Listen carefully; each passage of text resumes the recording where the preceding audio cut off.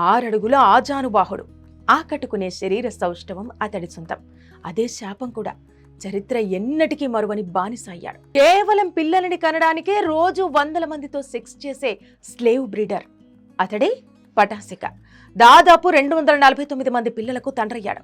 దాదాపు 30% అక్కడి ప్రాంత జనాభా అతడి పెరిగిన సంతానం అంటే ఆశ్చర్యపడాల్సిందే.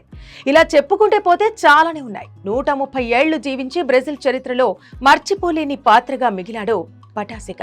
1828లో బ్రెజిల్లోని సోపాలోని సోరో కాబాలో జన్మించాడు. తన అసలు పేరు రోక్ జోస్ ఫ్లోరెన్సియా. జోక్విమ్ జోస్టి ఓలివేరా అనే ఓ భూస్వామి పటాసికాన్ని కిడ్నాప్ చేసి బానిసను చేసుకున్నాడు.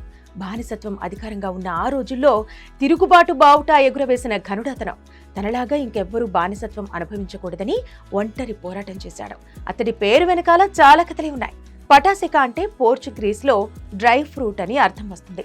అతడి పాదాలకు పొడి చర్మం ఉండటం వల్ల ఆ పేరు వచ్చిందని కొందరు, మండుతున్న నేలపై చెప్పులు లేకుండా నడిచేవాడని మరికొందరు ఇలా రకరకాలుగా చెబుతుంటారు.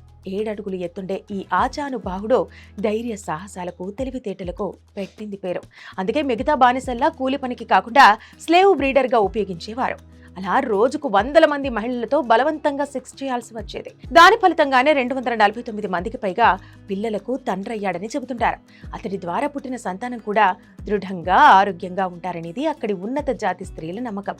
యజమానుల ద్వారా కేటాయించిన బానిస స్త్రీలకు జన్మించిన వారు ఎక్కువగా పటాసిక సంతానమే ఉంటారు. కొందరు అతన్ని ప్రేమించి శృంగారం చేస్తే మరికొందరు డబ్బులిచ్చి మరీ అతడితో శృంగారంలో పాల్గొనేవారు.